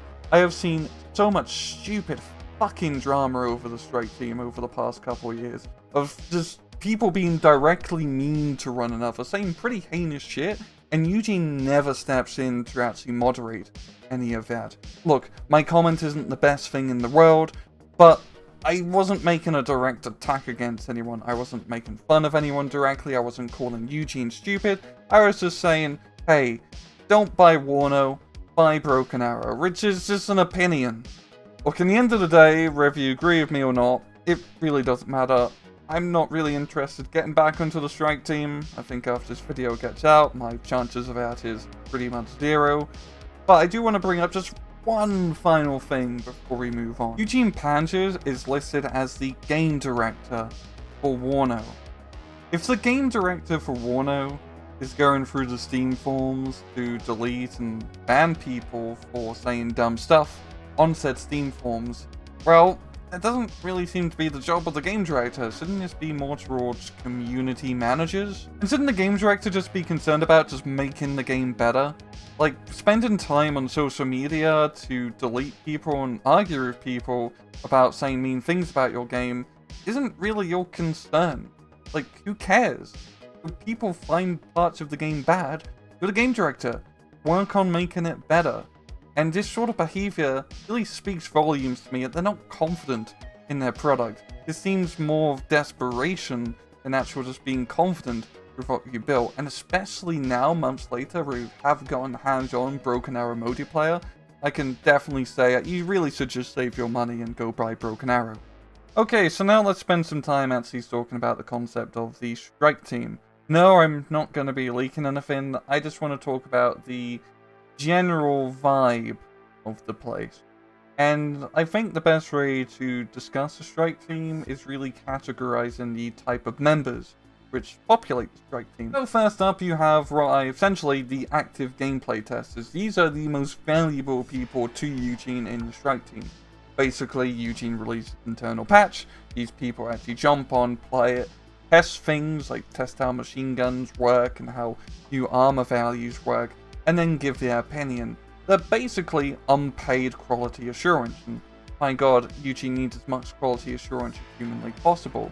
These guys actually do good work. I really have nothing bad to say about them. Next up is a smaller group. I'm going to call them the big idea guys. These are usually people who are newer to the strike team. They come in thinking they got the ear of Eugen system, and they have some really cool gameplay mechanic idea they want to add into the game. So they write up a massive, detailed write-up on this new idea they have. A couple people will comment and message on it, but then just due to how Discord channels work in the chat, it kind of just gets filtered out and then forgotten about. They may post them every now and again with another big idea, but usually these people get a little bit more disenfranchised and just stop bothering. This isn't all entirely Eugen's fault, because, well, I don't think the strike team is well defined in what it's meant to do. So people come in thinking that they have the king's ear, but really they just want you for quick quality assurance gameplay testing. Then we have the historical accuracy guys. There's always been a bunch of people on the strike team who usually have some sort of historical credibility with knowing something about a certain subject. Maybe they served in the military in the past, or they have a PhD in something at least. These people can be hit or miss. Some of them can really get too much into the reach of historical accuracy. Going back to the historical accuracy argument, I really don't think it's that big of a deal. Sometimes people will point out big flaws in Eugen's historical accuracy and realism, then they'll either get ignored or Mad Matt will just get mad at you. Then you have the largest group of people, which are the inactives. This was my group. You see, there's a whole lot of people in the Eugen Systems Warno strike team, and most of them didn't really say anything, and there's a good reason for that. Because there's content creators like me who didn't really want to get into massive arguments about gameplay balance with other people, and, well, let's be real, if you're meant to get into the strike team, well done. We're all here for the free DLC, and for me, the free game, which was quite nice. If Eugen isn't going to require active participation from the strike team, then don't be surprised if a bunch of people just don't bother participate. And finally, we have the group I hate the most, the unproductive/trolls. These are the people who just stir shit. Some of them may have actual good ideas, but the way they present their ideas and actually talk with other people, well, they don't really talk with them, they talk at them, and usually in a condescending manner, and usually just try to start shit. These people are awful. This is why I do not care about being banned from the strike team. Because if Eugene is not going to spend any time or effort actually moderating the internal discussions of the strike team, then what's the point? I've seen so much stupid bullshit drama happen because of these people. I have seen people leave the strike team because of these people, or just not bother participating. I've seen people mass mute a single person because they just don't want to deal with them. And Eugene doesn't deal with them. They spend zero time actually moderating the strike team, apart from making a small little passive-aggressive comment every now and again. I think the main problem with the strike team is just no sense of direction of what Eugene wants a strike team to be. It doesn't feel like his, crazy special internal testing group, because there's so many people in there. People even get in there because they're friends of someone who is a content creator or community member. There's a bunch of people, no offense, who I've seen in there who I have no idea who they are. No hate to you guys, I get it. Get the hustle, get the free DLCs. If Eugene's gonna keep you in there, why the hell not? I think really the best thing Eugene can do is just redo the strike team concept from scratch. I mean, you got people like me and other content creators who, yeah, it's best interest to send them free DLC and free stuff so they cover your games, but you may not need all of them in there to actually discuss vital game balance. I think it would be better if Eugene could just have a smaller super straight team, so to say. A handful of people who they actually trust to communicate about, core gameplay direction, and so they can actually have these discussions with community members and get better information from the community, rather than just this big hodgepodge of a strike team where nothing really happened. Funnily enough, however, this super strike team concept already exists. There's the Bastion Discord, which is run by Darricks, who's been hired by Eugene to help him with gameplay balance. From what we know, which is very little, it's run by him, the people inside are mainly Darricks' friends, and they get access to even earlier builds of the game before the rest of the strike team gets there. Now, I'd question the actual effectiveness of this super strike team, considering the state of the game in the past year or so, but I think that's a conversation we'll have a little bit later. I was trying to bring up this little tangent again, which I talked about last year. But why the hell is there no free-to-play model of this game? Or of Steel Division 2 in that matter? It seems to make a lot of business sense for Eugene. The Division system works really well for monetization. Here's what you do, and let's just use SC2 for an example here. You make SC2 a free-to-play game. For the free version of the game, you have full access to multiplayer, and then maybe you get a handful of divisions, whether it's the base game divisions, a rotation of a limited amount of divisions, or maybe you just give them 4 to 6 divisions or so. Doesn't matter. You then set up a microtransaction store. Now, this is a consumer-friendly microtransaction store, so don't get your pitchforks out. Basically, you sell each of the divisions individually for $1 or $2. And then you can sell them in packs for a slightly discounted rate, kind of like how the traditional DLC system already works. And you can get creative with the packs. You don't have to limit them to historical fronts. You could just have an American pack, a British pack, a Special Forces pack, and then have sales every now and again, especially every week or so, to encourage people to buy these divisions. And then the operations and army general campaigns, you just sell as bigger packs individually. This would be so much better than the current system for Steel Division 2, because when you go in the Steel Division 2 Steam store page, it looks like a Paradox game. There is so much fucking DLC for that game, and you're going to see that same level of DLC for Wano most likely, just because Eugene loves making divisions. It's the one thing they are pretty damn good at. By having an easy on-ramp process to get people playing the game, you'd probably just get more people actually spending money on your bloody game, rather than having to buy the base game first to see if they like it or not. Because let's be real, a lot of people are just going to play large team games and 10v10s, or heck, even just single player.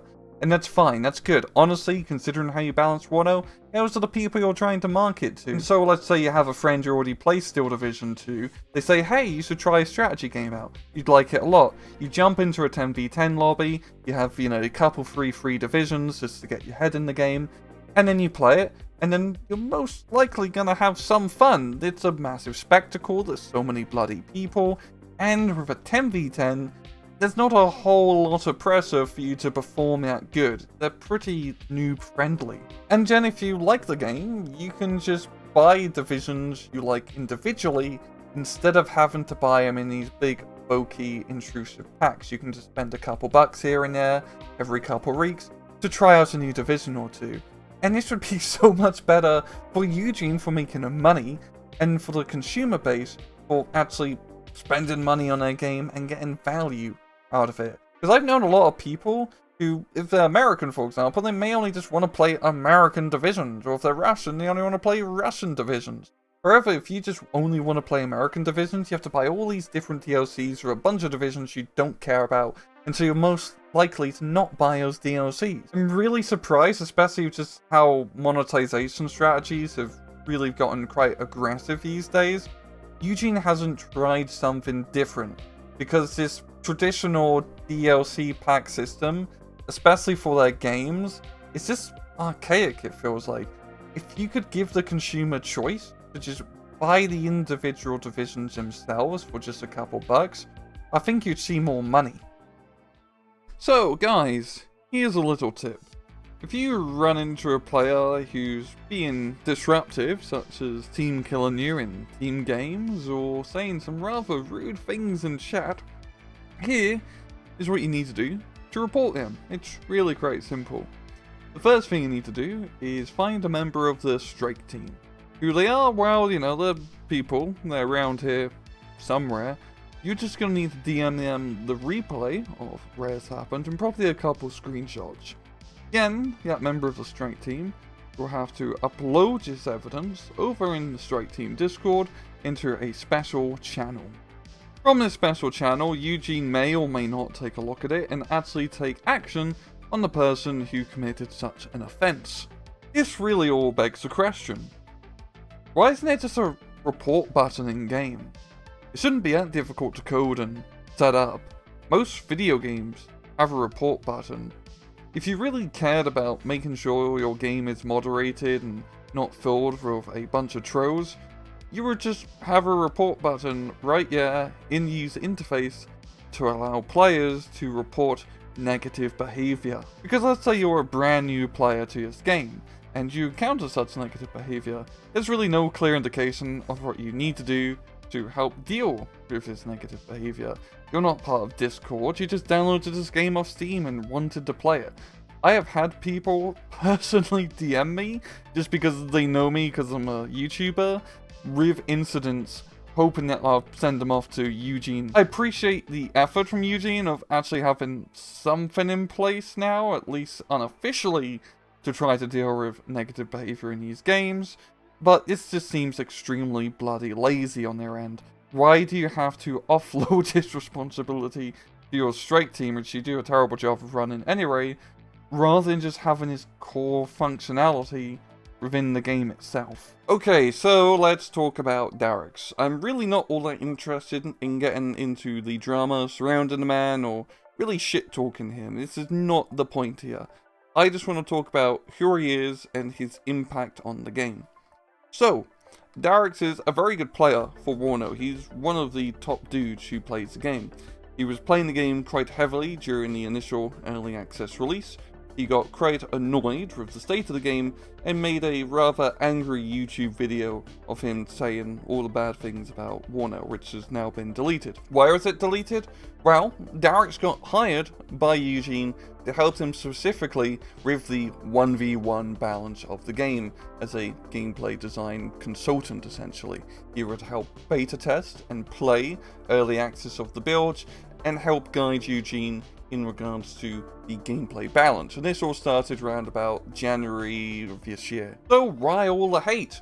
Well, really since this year, Eugen has taken quite a bit of a nosedive in regards to their competency in releasing good content for Warno. With the previous year, they managed to get away with it because they released a lot of divisions and maps, which is something they're good at. But with this year, where it was much more refinement, they really didn't make that much progress in making the game that much better.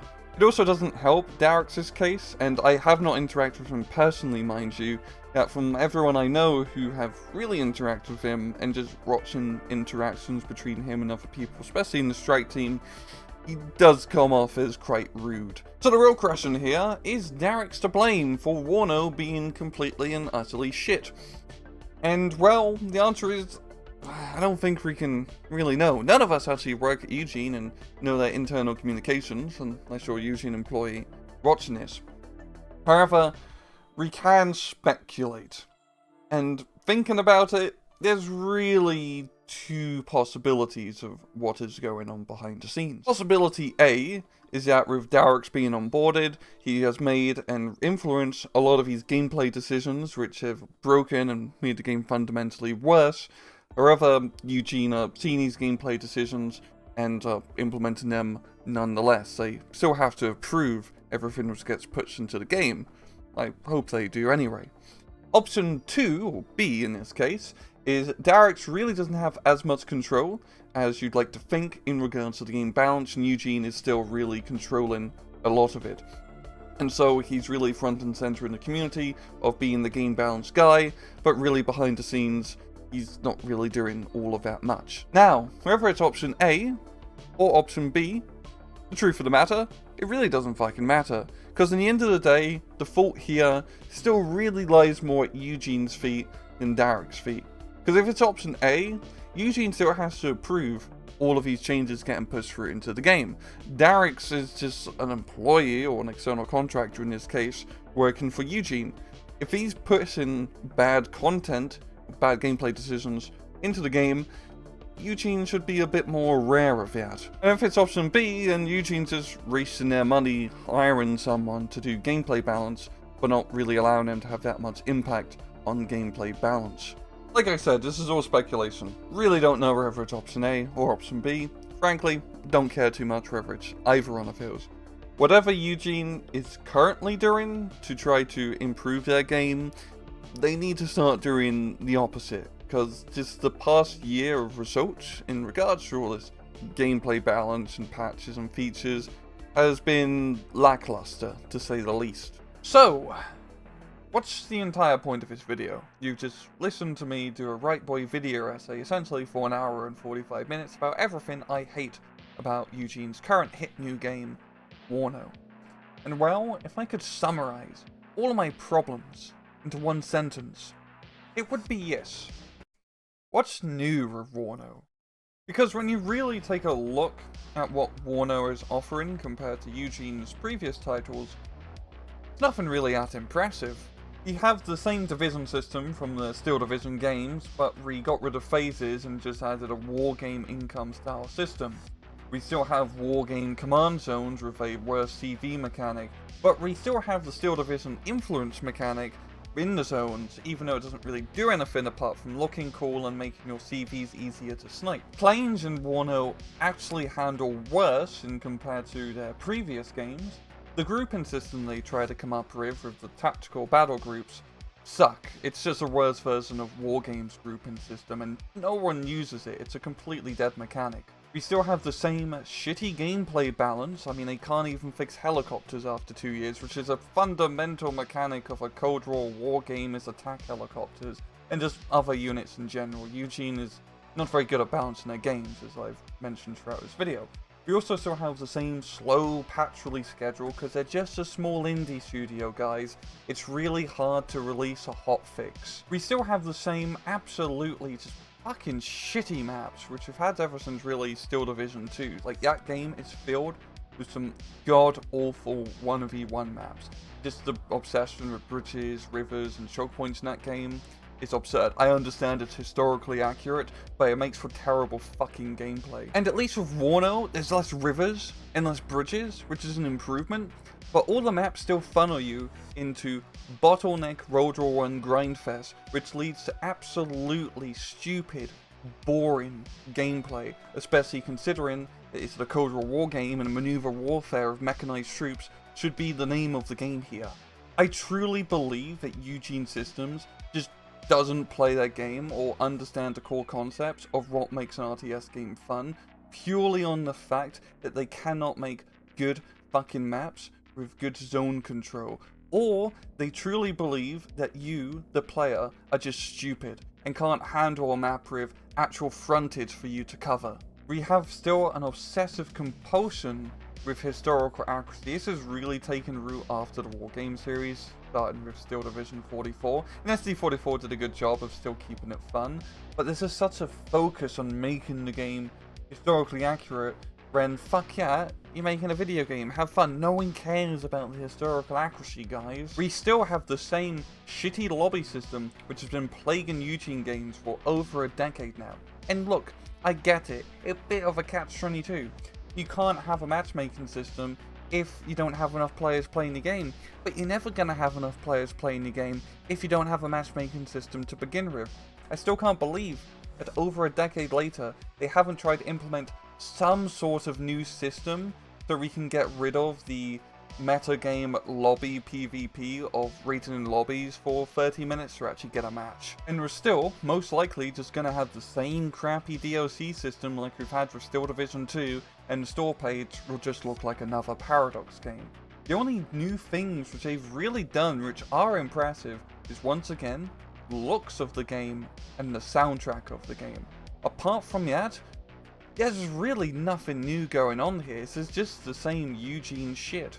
Considering that really all Eugene had to do with the release of Wano is basically just make knockoff Wargame 4. That's it. Nothing fancy, nothing crazy.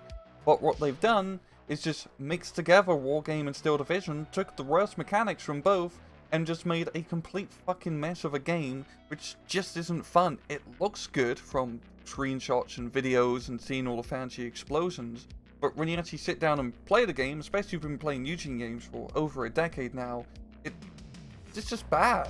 And all of these problems are much more apparent now than they are in the past, because in this, I'm going to say, easy to access, real-time strategy tactical games, that's going to be a new term now, there's actual competition on the marketplace, because for the longest time, the only people making Eugene-style games were Eugene. The game I've been constantly bringing up throughout this video is, of course, Regiment, and I love that game. It is so much better than Wano from its core gameplay. It's a lot of fun. Their Army General campaign, which is just like basic campaign missions with a bit of a twist of having to manage resources in between missions, is a lot of fun. It does a very good job of telling its narrative. It's trying to be a historically accurate World War III game, but without delving into stupid alternate reality or crazy prototypes. The armory for Regiment is also really cool. It's quite basic, but the actual little unit descriptions are funny as fuck. Honestly, the game just has a lot of character just through the writing alone. They've really done a good job of innovating on the gameplay, and especially on the skirmish game modes, as there's quite a variety of ways of how you interact with the game. I love how they've done aircraft, I love the unit controls, I love the just general controls of just having to maneuver around units. I think going up to a higher level of controlling platoons rather than individual squads and tanks is much smarter. And one of the coolest things about the historical accuracy parts of the games is that if you disagree with how a certain type of mechanic works, you have all the controls at your disposal to make the game into your liking. Of course, the big issue with Regiment is it doesn't have multiplayer, which is a shame. It's still 100% worthwhile to pick up just for the single player alone, as you can get a lot of value out of those missions. I honestly think it's better in the Army General campaigns from Steel Division 2, as they're a little bit more focused. And all of this has been done by a studio of 3 people. And of course, there's the elephant in the room, which is Broken Arrow. Especially now, because there's been a closed multiplayer beta for it. I've been able to play it quite a bit. I can't actually talk too much about it in specifics, because there's an NDA, unfortunately. However, what I can say is the game is far and ahead away better than Wano. Sitting down and playing Broken Arrow gave me the same feeling I had a decade ago, sitting down and playing Wargame Air Land Battle for the first time, going, wowee, this is insane. There's an RTS game which does all of this stuff, and you just have fun with it. There's so many cool unit interactions which I wish I could showcase. You're just gonna have to believe me at what you can do in the game is really quite cool. It really feels like more of an armor RTS game than a traditional RTS game. But also all the customization you get as a player. As with the individual units, you can get pretty in-depth with how you want your loadouts to be for attack helicopters, airplanes, and tanks, for example. And just the customization of the deck building is a lot of fun. One of the things I noticed with the deck building is that it's actually very hard, due to the mechanics of it, to make a bad deck. Meaning that for new players jumping into Broken Arrow, you're not going to be screwed over because you took all the cards of only base M1 Abrams. Just from playing the game and seeing how Steel Baleka and FLX interact with the community, really showcases that they know what they're doing. They have some really competent people on staff who have a clear idea of what they want Broken Arrow to be. It's not gonna be like Wano or Eugen RTS games, it's really an evolution. The game feels like it's 5 years ahead, or whatever Wano is trying to do. And what's also really cool is that they actually communicate quite well on the Discord, especially in the closed beta section. FLX was just sitting in random Discord channels, talking about the game and playing the game with random people, which is pretty based. Especially after playing Broken Arrow and also Regiments, and just seeing the state of Wano at the end of 2023, it really leads me to one simple conclusion about Eugen systems. They're just incompetent. I don't think they're malicious or evil or nasty by any stretch of the imagination, but looking at the product of Wano 2 years later, it's just kind of a disaster. Not so much as it's going to fail completely financially, but considering previous titles and future games, there's really just not a whole lot going on here. And I think to some degree they are quite worried about the state of Wano, partly me getting banned and them going through and deleting nasty messages of people saying Wano sucks, but also just through their actions. They've been quite slow in releasing new content for Wano. I mean, Army General still not being out, I mean, after 2 years is a bit fucking ridiculous. They can try to spin it as much as they want, oh, we may not get all of them out before early access, but that's kind of a core feature people expect. Because they are still pumping out loads of content for Steel Division 2. And this is great for you guys who like Steel Division 2. The one big issue I will have with all of this is Steel Division 2 is really unplayable now because there's like over 100 divisions and none of them are really balanced anymore, especially the newer divisions because Eugen DLC power creep. What a surprise! And it is a safe bet for them to just continue pumping out divisions for Steel Division 2. Making divisions in these games, and I've talked to modders who've done that, is actually pretty easy. It's not that much work, especially what Eugen puts out. Making some of the models and new units are, but it's much easier than making maps, for example. And Steel Division 2 already has a pretty steady player base who are just going to buy every single division pack. It's just a no-brainer for them to just continue pumping these things out. And this has definitely taken resources away from actually getting Wano into a shippable out of early access state. I'm kind of expecting Wano to leave early access by January 20th of 2024, like 2 years after they released the game. But especially after seeing Army Generals not even released yet, I think it's just going to take them longer, because they're just stretched thin. I think another rational explanation for why they've just become so incompetent is just due to brain drain. For those you don't know, back in 2018 there was a strike at Eugen Systems. Out of 40 or so employees, 20 of them left. It was to do about them not getting paid after making an SD44 DLC. And the loss of manpower is actually pretty apparent in later games. One of the things that actually really bugged me going from SD44 to SD2 was the lack of art style. The SD2 menus are just boring and ugly, they just seem like placeholders. SD44, the main menu kind of sucked, but all the UI elements was actually really cool. It's kind of like what they've done with Wano now. But what's also awesome was the unit infantry card with the beautiful watercolor paints. They did some fantastic art for Steel Division 44. Frankly, I'd like some of them framed, because I think they're really bloody good. Frankly, the Eugen systems today is not the same Eugene Systems who made top hits like the War Game series or, my personal opinion, SD44. As the transition from the War Game series to the Steel Division series was really quite innovative. Eugene really perfected their craft in SD44 and in SD2 as well. They did a very good job of building a good war game. However, with this new Eugene going from SD2 to Wano, all they can do is just try to relive their greatest hits, mix them together, but they can't even do that properly because I don't think they fundamentally understand what made the previous titles good. And Wano is a game with a lot of potential. The art style they managed to make around the game is awesome. It's a spectacle of the eyes.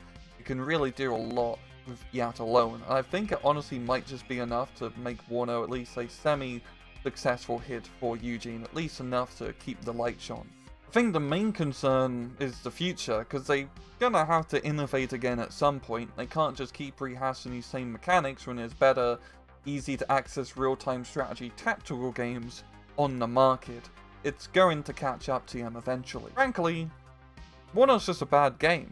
It's not the worst game in the world. I don't think it's gonna be a complete failure, but I fucking hate it. I hate playing it, I hate thinking about it. I just don't want anything to do with it anymore. And with that, I think I'm done.